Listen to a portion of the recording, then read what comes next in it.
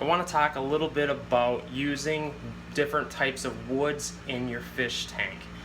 I use a lot of wood in my fish tanks just because I don't have a lot of driftwood around here, and it's way easier to find essentially. So basically what I look for is hardwoods like oak that has been dead for quite some time and all of the bark has been stripped of it. That's basically my only criteria. So here's an example.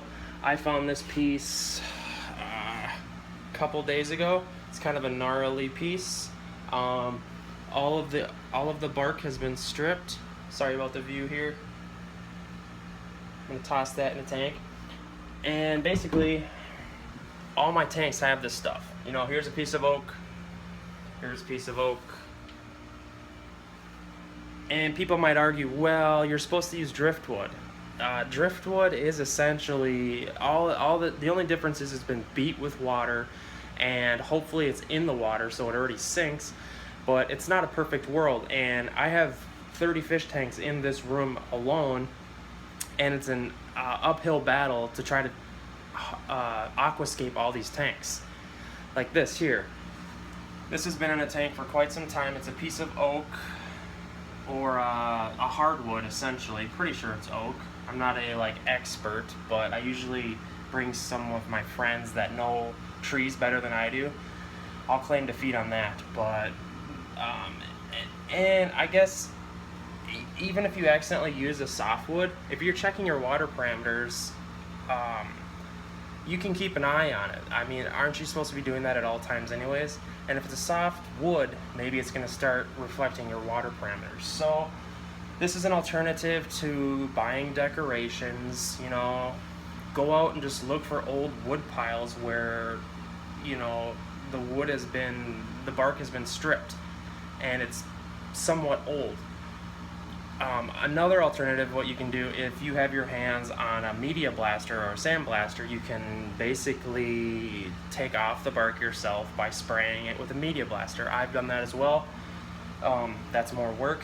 I usually just I go on walks in the woods and just essentially just look for super old pieces of wood. And people might say, well, that's bad news because there's funguses, there's bugs in them essentially. This industry is full of experts that want to just nag on everything like this, and it's crazy because, you know, in these rivers, these fish there's trees falling in the water all the time, and yeah, I'm not even gonna get into that topic, but just use your judgment, watch your water parameters. There's another piece of wood. Use your judgment, clean it up. If you can, run boiling water over it. Just boil a pot of boiling water, run it over it. I don't even do that. I'm a bad example. If I just check my water parameters and make sure the wood is not infested with bugs. It's that simple. So let me know in the comments if you guys want to troll this idea. Maybe I'm stupid. I don't know. It's I've been doing this for years and it's worked out great. I don't know what else to say. It's a great alternative to driftwood and expensive decorations. Like this decoration at a big chain pet store. You guys know how much they are, 50 bucks, 60 bucks. I only have a couple because I literally just can't afford them. Here's another one. This is the fake one from PetSmart that is $60, $70. Here's another one. I think that one was $50, $60. And a piece of wood can do a lot, especially if it's, I mean, use your imagination as far as hardscaping, aquascaping, etc. It's hot in here today, folks. 85 in here. Alright guys, I'm going to wrap up this video. Let me know what you think. Tell me about your stories of using woods in your tanks. Oh, by the way, I got some new fry. These are firemouth fry. Stole those from the mother.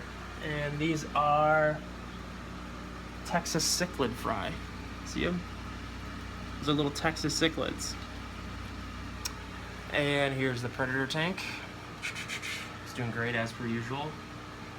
Pretty sure I'm gonna have some Jack Dempsey fry soon. Alright guys, wrapping it up.